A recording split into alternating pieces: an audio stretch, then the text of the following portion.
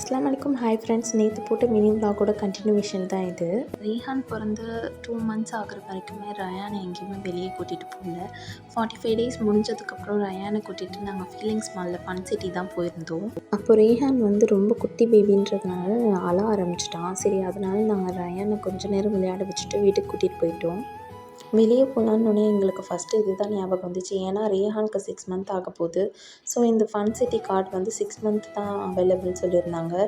So நாங்கள் ரயானை fun city மாலுக்கு கூட்டிகிட்டு போகலாம் அப்படின்னு சொல்லிட்டு கூட்டிகிட்டு போயிருந்தோம்.